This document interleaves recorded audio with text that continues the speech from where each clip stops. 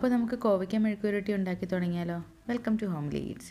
അപ്പോൾ ആദ്യം തന്നെ നമുക്ക് ഒരു പാനിലേക്ക് വെളിച്ചെണ്ണ ഒഴിച്ച് കൊടുക്കാം. 2 ടേബിൾ സ്പൂൺ വെളിച്ചെണ്ണ ഒഴിച്ച ശേഷം കടുക് വറുത്തെടുക്കാം.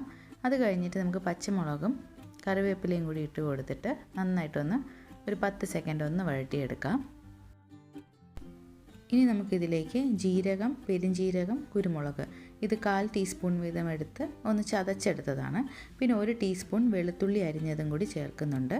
ഇതെല്ലാം ചേർത്ത് നന്നായിട്ടൊന്ന് വഴറ്റിയെടുക്കാം ഒരു 20 സെക്കൻഡ്. അതിനുശേഷം ചെറുതായി അരിഞ്ഞ സവാള നമുക്കിതിലേക്ക് ചേർത്ത് കൊടുക്കാം.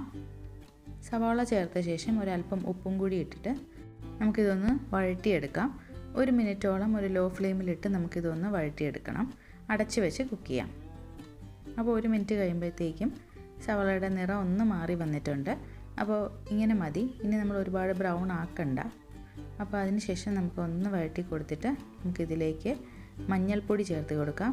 1/4 ടീസ്പൂണിന് ഒരല്പം കൂടുതൽ മഞ്ഞൾപ്പൊടി ചേർക്കുന്നുണ്ട്. ചേർത്ത് കൊടുത്ത് ഒരു 10-20 സെക്കൻഡ് ഒന്ന് വഴറ്റി കൊടുത്ത ശേഷം നമുക്കിതിലേക്ക് കോവയ്ക്ക ചേർത്ത് കൊടുക്കാം. വട്ടത്തിന് അരിഞ്ഞ കോവയ്ക്കയാണ്.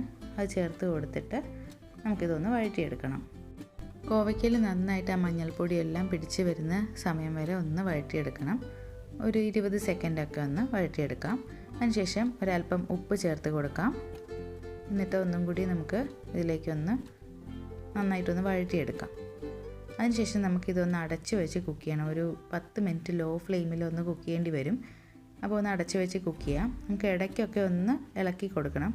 അപ്പോൾ ഞാനൊരു 10 മിനിറ്റ് ശേഷം നോക്കുമ്പോഴത്തേക്കും കോവയ്ക്കെല്ലാം നന്നായിട്ട് വെന്തിട്ടുണ്ട്.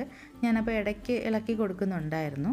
ലോ ഫ്ലെയിമിലാണ് കുക്ക് ചെയ്തത്. വെള്ളം ഒന്നും യൂസ് ചെയ്തിട്ടില്ല. അപ്പോൾ ഇനി ഇതിലേക്ക് നമ്മൾ നടുക്കൊരല്പം വെളിച്ചെണ്ണ ഒഴിച്ച ശേഷം ഒരു 1/2 ടീസ്പൂൺ മുളക് പൊടി ചേർത്ത് കൊടുക്കാം. ഒരുപാട് ചേർക്കേണ്ട. 1/2 ടീസ്പൂൺ അല്ലെങ്കിൽ 1/4 ടീസ്പൂൺ നിങ്ങളുടെ എരിവ് അനുസരിച്ച് ചേർത്താൽ മതി.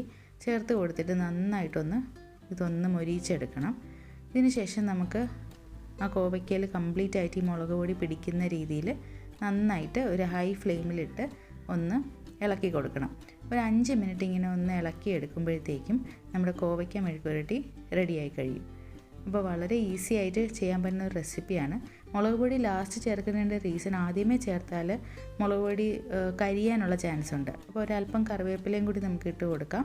അപ്പോൾ നമ്മുടെ കോവയ്ക്ക മെഴുക്കുവരട്ടി ഇവിടെ റെഡി ആയിട്ടുണ്ട്. എല്ലാവരും ട്രൈ ചെയ്ത് നോക്കി അഭിപ്രായം പറയുക. മറ്റൊരു അടിപൊളി റെസിപ്പിയായിട്ട് ഇനി വീണ്ടും കാണാം. Thank you for watching my channel.